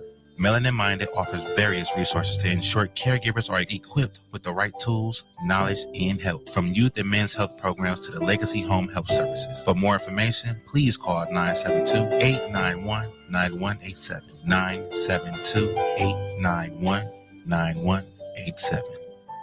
Attention, music lovers. Are you ready for an unforgettable night? Come out to Shank Hall, 1434 North Farwell Avenue for the Divas of Soul tribute, featuring the talent Christopher's Project with guest vocalists Samira, Just Becca, Mel Salfo Spears, and Sandra B. Doors open at 6 p.m. Sunday, April 14th. Tickets are just $25 in advance and $30 at the door. Don't miss out on this unforgettable night of soul. Grab your tickets now. For more information, call 414-276-7288. That's 414-276-7288. Well, I've grown tired. Hey, Milwaukee, this is Mandela Barnes. You probably know me as the former lieutenant governor, but I'm also a proud product of Milwaukee Public Schools and a proud son of a Milwaukee Public School teacher. And that's why I'm supporting Yes for MPS. We have strong public schools, we have strong communities, we have a strong workforce, and everyone can succeed. For years, we've seen Republicans in the legislature continue to fail Milwaukee students by withholding resources that force devastating cuts to our schools. This referendum is our chance to stand up for our kids and provide them with the opportunities they deserve, and say yes to their futures when so many have told them no. If the referendum fails, consequences for our children, our parents, our educators, and for the future of our city will be dire. So let's do our part, Milwaukee. Join me in voting yes for MPS on April 2nd. Paid for by the Vote Yes for MPS committee. Carter's Creations, when quality and service matters for any occasion. Sometimes you just want to send a floral arrangement for a get well, anniversary, birthday, or I messed up, or just because. Carter's Creations at 1727 West Hampton Avenue is the place you need to call. So call them today at 414-265-1727 or visit them online at carterscreations.com. Carter's Creations has been in business for over 30 years. Therefore, you know they know what they're doing. They also specialize in funerals as well. So when you need that special floral arrangement, think of Carter's Creations, when quality and service matter. The Trump economy was a disaster for Black America. He prioritized the wealthy and big business, not us, giving them tax breaks while we got left behind. Under Trump, hundreds of thousands of Black Americans lost health insurance in the middle of a pandemic. And don't forget the division, the violence, and disrespect we faced while he was in charge. Now, he's coming after our voting rights. And if he's president again, Trump vowed to be a, quote, dictator who would get revenge. We can't go back. President Joe Biden and Vice President Kamala Harris are working hard for Black America. They sent $1,400 cash relief checks when they were needed most. Our wages are up. We've got millions of new good-paying jobs, and the cost of insulin is capped at $35 for seniors. There's more to do, but it's clear that on the economy, Black America is getting ahead with President Joe Biden and Vice President Kamala Harris. I'm Joe Biden, candidate for president, and I approve this message. Paid for by Biden for president. You're listening to WNOV 860 and W293CX 106.5 Milwaukee.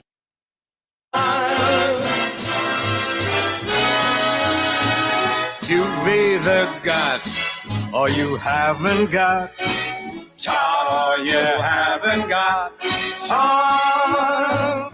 Style and charm seem to go on and kind of go on and on. A flower's not a flower if it's wilted. A hat's not a hat till it's tilted. You've either got or you haven't got style, or you haven't got style. If you've got it, you stand out. Not if you stand out. Not if you stand out. When you wear those duds with white tie and studs, watch those dolls lining up single file.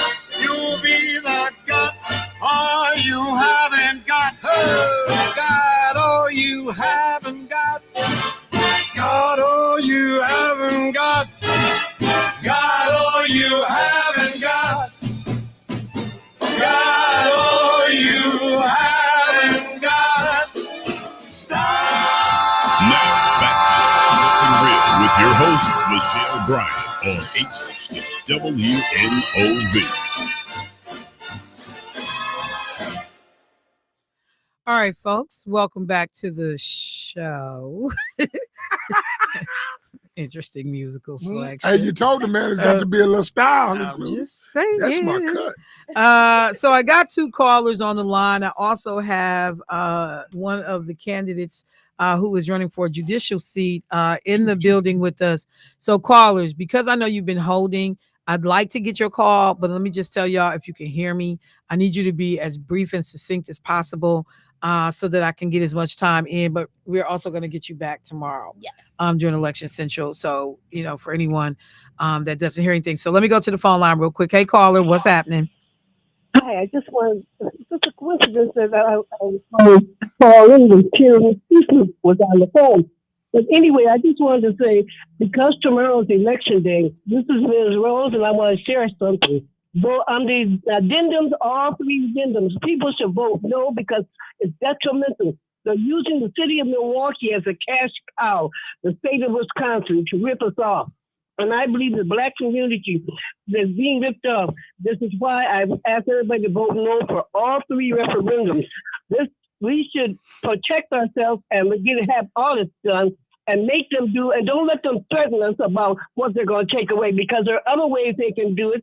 There are ways like getting all the students together by the classes that they're in, put them in change, because there are many different ways to change without going to what they're saying they're trying to do. They want to threaten you with the arts and all that. They're full of blarney. And the next thing is, I vote for T. Spencer for the attorney. He's the most qualified, and he has everything necessary, and he's Black, better than all the other representatives that we have. Have a blessed day. Yes, ma'am. Thank you, Miss Rose. Hey, caller. I'm going to be real brief, Michelle. That was a good interview. You were not candy coating. You keeping that in tough. You were fair. And I think the brother did real good in answering your questions. And if you could have put your feet to the fire and answered all the questions, then you don't need the position. And because I voted early and I hadn't had an opportunity to hear him, but I've been in the country and listened to some other people, I voted right because I voted for him. Have a great day. All right. Thank you so much. All right. So I was just talking to the incumbent city attorney. Now I am pleased to meet for the first time. Yes. And welcome to the studio, Miss Rochelle Johnson-Bent, who is a candidate for judge. Hello. How are you? Good morning. Good morning. Looking like sunshine, a smile all bright, and just beautiful. It's such a pleasure to meet Nice you. to meet you as well. All right. So Rochelle, I got just probably about under 20 minutes. Yes. To help people understand a little bit about you, who may not be familiar with you. And I'm telling you, I'm coming into this interview completely raw. I don't know a ton about you. Yes. So let's just start with some of the basics. Yep. Background, from Milwaukee, not from Milwaukee. I'm born and raised here in Milwaukee. Really? Yes. Where'd you go to high school? I'm a Chapter 220 kid. So I grew up in the Whitefish Bay system. We were the, poor family. We stayed in welfare housing and all that stuff. But my mom found making sure that we had some diversity in our education. So that's why she sought out the Chapter 220 program. And so she started it with my brother, my older brother, and then I trailed right behind him in the Chapter 220 program. Okay, so but because I went to Whitefish Bay, that was also one of the reasons why I chose to go to a HBCU once I went to undergrad. So I went to North Carolina, A&T, Aggie Pride.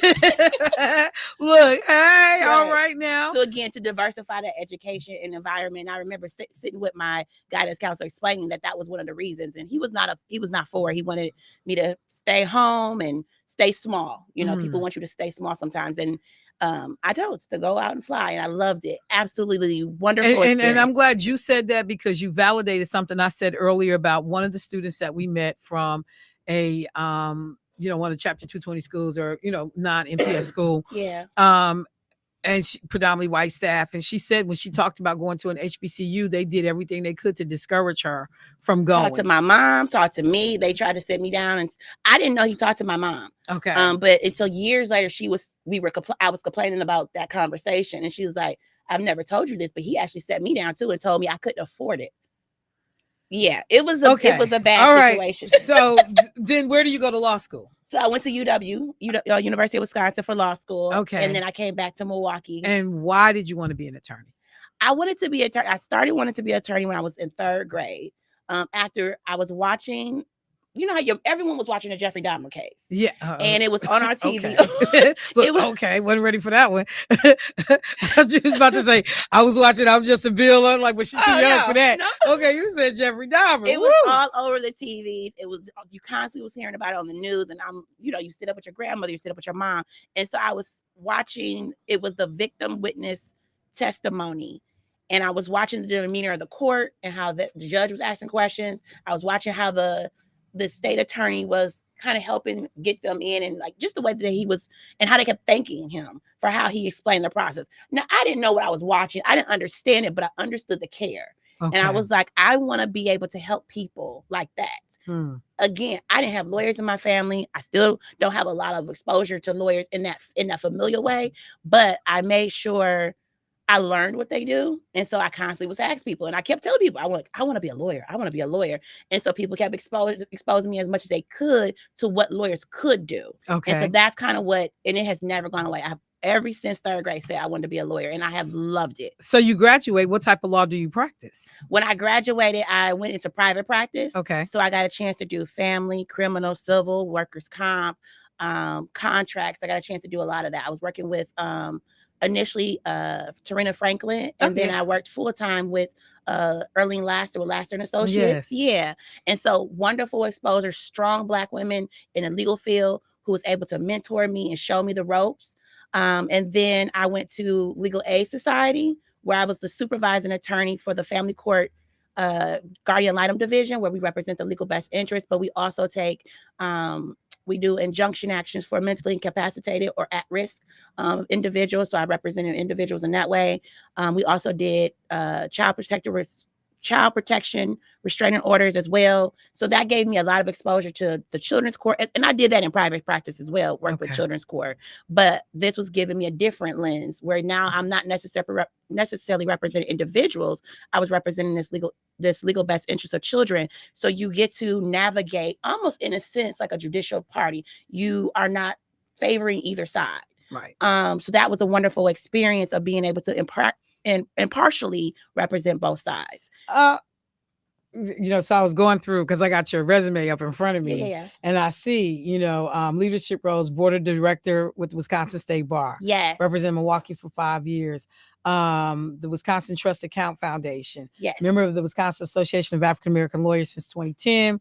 Vice president of the board of directors for the Highland Community School. Yes.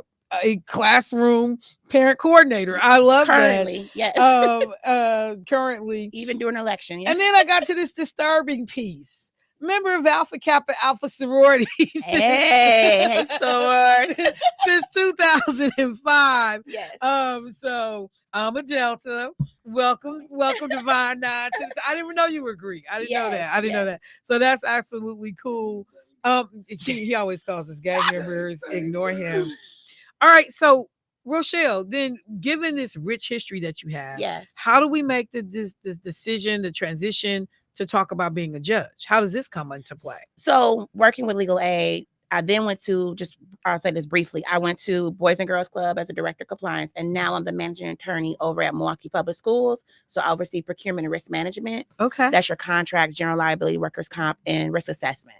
And so I had these different areas of law, and being in court, being able to bring voices to the court, seeing that a lot of times people are so frustrated with the system and they don't participate because they don't understand what's going on. So and then they also feel like nothing actually gets addressed, especially in like family court and a lot of times even in criminal court.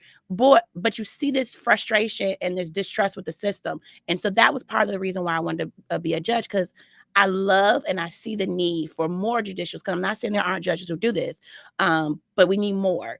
judges who want to bridge those gaps of inequities, making sure that people understand the process so they can be part of the process, not talking over their head, knowing how to work with diverse clientele, how to bring their understanding of the process. So if you know it, right, you've actually litigated in court and you know how to maneuver Milwaukee County, which is its own beast. Right. And you're able to help people understand, okay, so we have, and I'm gonna use family court. We have this court hearing coming up for divorce. Ma'am, you need to fill out financial disclosure statement, bring that back to court.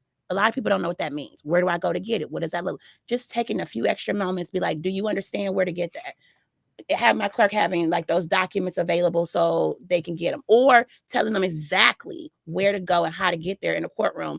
And then when you go off the record, having like, here's a list, go down to the first floor, go to, you know, just being able to tell people how to actually navigate the system. Right. That's not giving legal advice. That's just helping people understand and be part of the process. And we need more judges who want to do that. And then also provide those resources so people don't have to keep coming back to court. If I can say to you all, I see that you all keep having issues over holiday schedule, right? Here's other ways that you can negotiate those kind of schedules and agreements without having to necessarily take off of work and come back here, right? Here's mediation information. Here's outside resources. Here's things in the community that can help you all talk.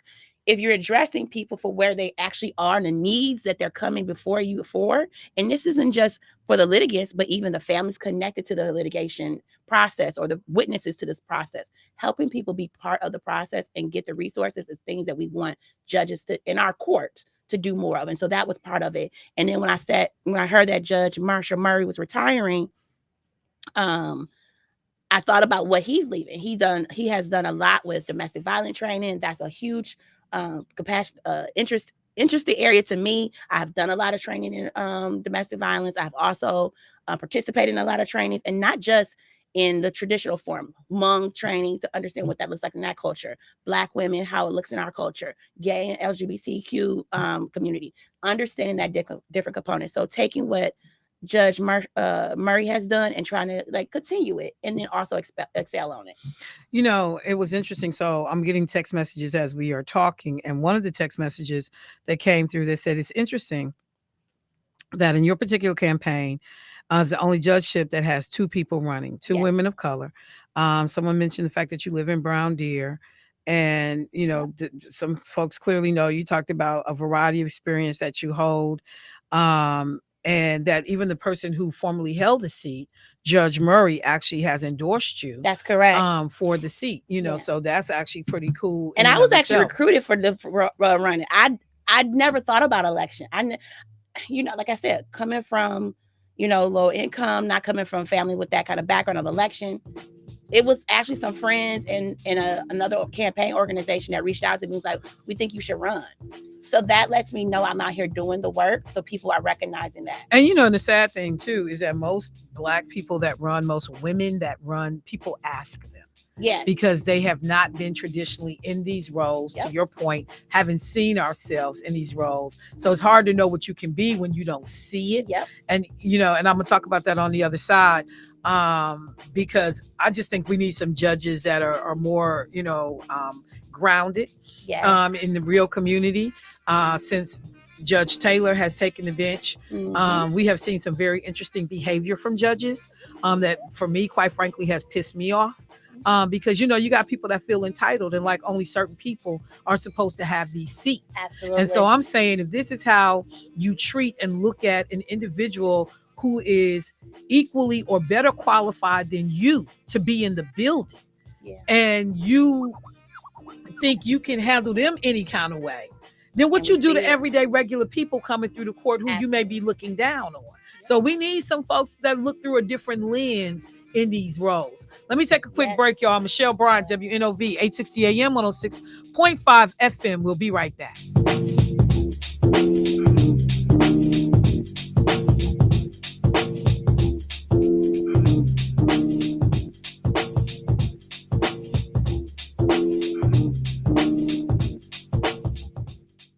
Milwaukee, we are about to enter one of the most important election seasons of our lives. 2024 is going to be pivotal. Here at WNOV, we work to ensure that our listeners are informed, knowledgeable, and engaged. On Tuesday, April 2nd, tune in from 3 to 8 p.m. for another edition of Election Central. Hear from candidates, discuss ballot referendums, and get real-time election updates and report problems throughout the course of the day. We are ready, and you should be too. Election Central on WNOV 860 AM 106.5 FM, sponsored by Souls to the Polls. The Center for Teaching Entrepreneurship presents its third annual Big Head Soiree, Thursday, May 16th at the Marcus Performing Arts Center in the Bradley Pavilion. I'm Andrea Williams, and I'll be your host for this spectacular event. It's designed to salute the co-founder, Miss Radonna Rogers, as she loved to wear big hats, and this is one way we honor her. We will also celebrate and recognize the accomplishments of Milwaukee's leaders in entrepreneurial ventures. TTE was founded with the mission in mind to help young people understand business, financial literacy, and themselves, and how they can find their way into the marketplace and be productive citizens. We have found a great way to educate, stimulate, and advance what we're doing within this community. So ladies, this is the time to wear your big hat, and guys, your stylish fedora. You will be treated to a delectable dinner and the sounds of Soul Sirius starting at 5:30. The program will begin at 7 with more entertainment and the awards program. Tickets are just $75. Go to Eventbrite using VHS 24 or call 414-788-8104. That's 414-788-8104. This event will kick off the spring season, so don't miss it. This event is sponsored by Wisconsin Black Chamber of Commerce, U.S. Bank, Brewers Community Foundation, and BizStart. Get ready, Wisconsin. The Black Child Development Institute is expanding its village statewide. Join us for an unforgettable evening of celebration and empowerment at our gala on Saturday, May 4th, 2024 at the Hilton Milwaukee City Center. Tickets are available for $150 per person, and sponsorships are available. Adorn yourself in formal African attire as we celebrate this momentous occasion and the growth of our village. For more information and to purchase tickets, call 414-236-5641 or visit bcdi-wisconsin.org. That is 414-236-5641 or bcdi-wisconsin.org. Don't miss out on this unforgettable event. Together, let's build a brighter future for Wisconsin's children. Great impressions will exceed your expectations. Great impressions, perceptions, everything. Looking to leave a lasting impression? Look no further than Great Impressions Graphics and Printing. With over 25 years of experience, we're your one-stop shop for all things printing. Whether it's custom invitations, banners, apparel, or high-quality on-time funeral programs, we've got you covered. Planning a family reunion? We'd love to help.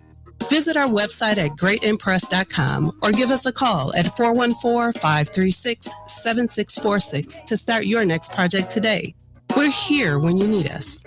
Great impressions, perceptions, everything. Hi, this is Keith Pierce, the host of Community Voice, asking you to join us Mondays through Fridays from 9 to 11. You will hear from interesting guests, Wednesday's Word, and topics and subjects that impact our beloved community. And don't forget about me, Devon Jones, DJ The Protege, here every Friday, bringing you Free Flow Friday, Politics Nation, Sports, Haters Nation, local events, national events. And remember, while I'm here, there'll be no passes given. That's Community Voice heard on The Voice, WNOV 860, 106.5.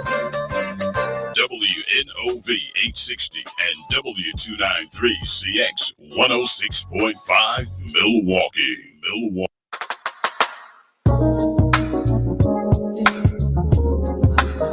Now, back to Say Something Real with your host, Michelle Bryant on WNOV. All right, folks, welcome back to the last few minutes of the show. So I have been talking to attorney Rochelle Johnson-Bent, who is running for a judicial seat. What court is it? This is Branch 43. So this is countywide race, Milwaukee County, Branch 43.